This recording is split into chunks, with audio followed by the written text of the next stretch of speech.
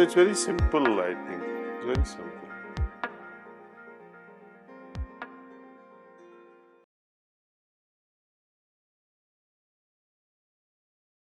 Remembrance and love.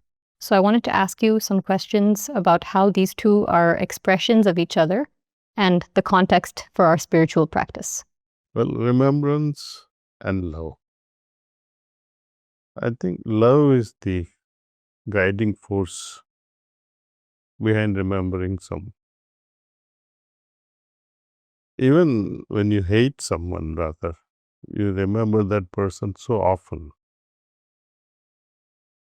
So the remembrance of beloved has a different level of vibrations in your heart. It's almost like you are in state of absorbency while thinking of that person. I'm deliberately using this word thinking, though there is a vast difference between thinking and remembering. Thinking is about here, it's your head, your mind especially. But remembrance is from the heart. When you think, let's for example, a sloka from Gita, you are thinking on a particular sloka. What does Lord Krishna mean to say, Sarva Dharman Parityajya Mamekam Saranam Vraja? So you keep thinking, contemplating, what is he trying to convey to me? So there's a mind involvement. But when you are using the same sloka, same verse, Sarva Dharman Parityajya, you are now going into a different dimension when you remember Krishna, all these verse. It is felt in your heart. Rather than Analyzing, you feel the presence. You begin to have some shift in your awareness because of this remembrance. So, I would say love is the product and remembrance is the beginning of the thing, see, according to Babuji Maharaj. Because when you reverse this equation, when you love someone, you remember. God being unknown entity, we don't know how to love. So we begin to remember and end up with love loving. comes. Yeah. So would you say this is something, this remembrance of God or of the beloved, is something that would accelerate one's spiritual journey? Definitely. I mean, why would you remember someone with whom you do not want to merge or you do not want to become one with? So remembrance is a great catalyst. Is there a way that you can share that can help people to cultivate this? It's very easy. It's very, very easy. For example, when you remember someone, why would you remember that person or that particular moment? It strikes your heart so strikingly or lovingly. You're so impressed by that event or by that person. You remain grateful. So now, how does it apply in a spiritual realm? When we meditate, for example, and arrive at a certain spiritual state, you are overwhelmed by that particular spiritual state and say, wow, do I deserve this? A kind of a gratefulness begins in your heart. And then because of this gratefulness, you start wondering about who is this giver, be it your guru or be it God. Then you begin to think, begin to remember, and then you remain absorbed in remembrance with gratefulness. So there is incremental refinedness in your remembrance. So even meditating on this person, on the guru, that will also help. Yes. Okay. So I wanted to ask also about other traditions. So for example, in Sufism, they have something that they call zikr or dhikr, I think. And I'm wondering if this is the same thing or similar to what we call as constant remembrance. It's the same thing. Okay. It's just a different word. Okay. But it is there in other traditions. Constant remembrance means it's a continuous remembrance of the beloved. And any moment that is lost without remembering, often they regret that how did I forget my lover, or my beloved. Babuji has once mentioned that remembrance is capable of clearing everything from someone's path, and it keeps that person in constant charge of the divine. So is this something that happens only after a certain point, or from the beginning of one's yatra? So here there are three questions here. One is removal of unnecessary. Second is infusing with charge. And third question is, when does remembrance truly begin? Okay. Whenever we remember, we are immediately in osmosis with that personality. And we begin to draw grace or the power or the love transmitted from such a person into our heart. So that sort of remembrance where you are imbued with divinity constantly. This is a love-filled invitation. There is the absolute saranagati. It's not that you have surrendered in a defeated way. No. You have lovingly surrendered to your beloved, knowing well, with full trust and respect. As far as cleaning goes, that what sort of things gets cleaned up? Whenever you remember such a great personalities like gurus or God or Krishna or prophets, peace be upon him, there is immediate shift in our awareness. Whenever we remember such great personalities, your heart moves tremendously, and if you are about to do the wrong thing, it will prevent you. How can I do this while I'm also thinking of my beloved? If you are still interested in doing things despite of remembering, that means you don't have true love. It's like husband and wife. You see, this relationship break up is only because of this lack of trust. Anyway, when it comes to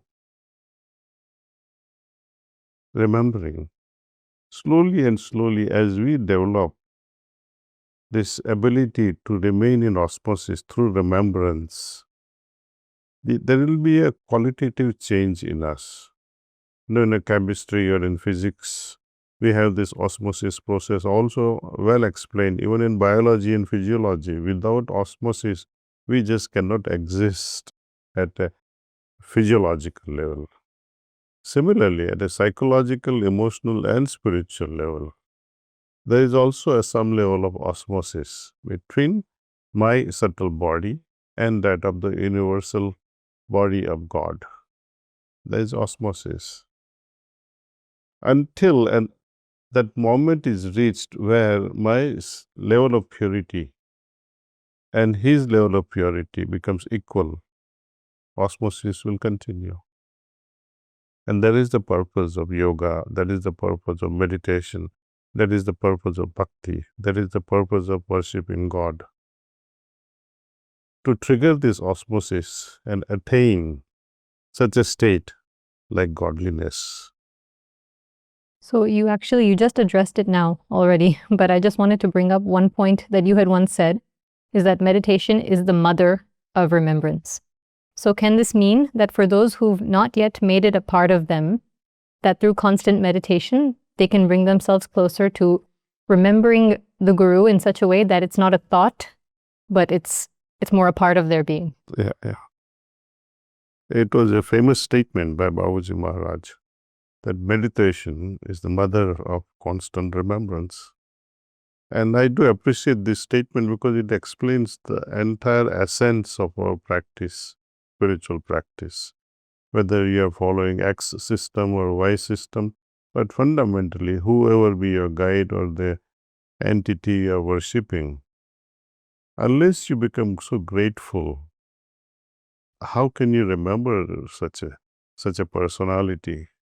And what drives this gratefulness? It's out of your own experiments with the processes they share with us, the experiments they share with us. They say, okay, meditate like this.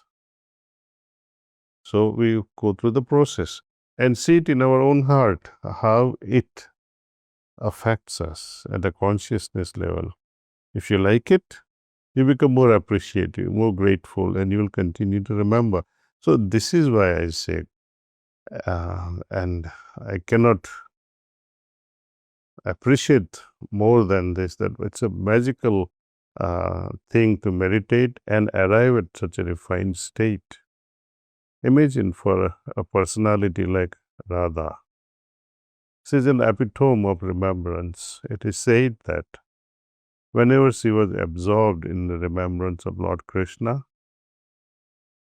she will be so much absorbed in his remembrance. She will start Krishna, Krishna, Krishna, and the moment comes she becomes Krishna. And finally she start reciting Radhe, Radhe, Radhe. It's like Krishna reciting Radhe once she becomes Krishna, in essence. So I just wanted to ask you also if there is ever a time when the master himself would ever be remembering his own disciple, if anyone would ever come to that point. It's always the case. Masters remember individuals under many categories actually. Those who are in trouble, those who are advancing very fast and attain very high level of spirituality. So you cannot say Master does not remember you, because we all fall in that category. Either we are so advanced or we are always so needing. So, but is his remembering of his disciples is specific or by choice, or is he conscious of it? What you mean to be asking is this, that are you consciously remembering some individuals? I would say yes.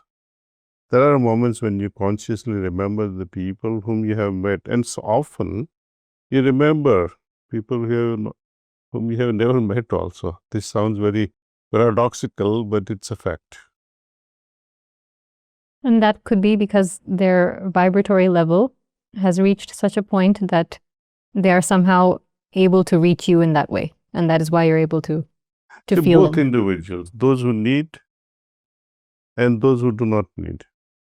They vibe, they have vibrations with the master. They are picked up somehow. But engaging your conscious mind from a master's perspective, that conscious remembering does not happen. Very rarely, if at all. The moment there is a critical moment in a disciple's life, he would pick up. For example, someone is about to die. Generally, he would notice. Someone is having some critical moment in life, like accidents. He would perhaps feel it.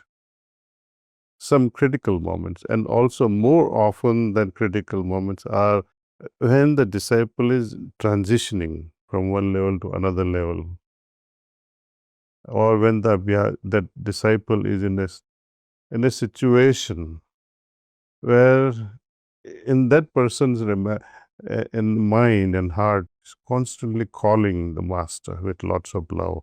So they also pull the attention of the master at a conscious level. My last question was if you know of any examples of some great saints who were known to be in remembrance of their beloved, and if so, how it defined their own life and their own journey. Well, one of the most classical is Radha, I just shared with you. Yes. Another is Meera, Mirabai, okay.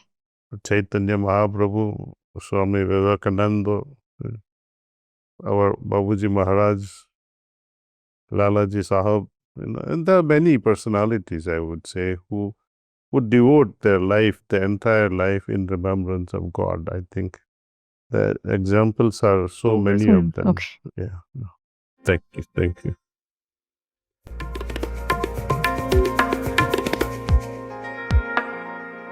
So it's very simple, I think. It's very simple.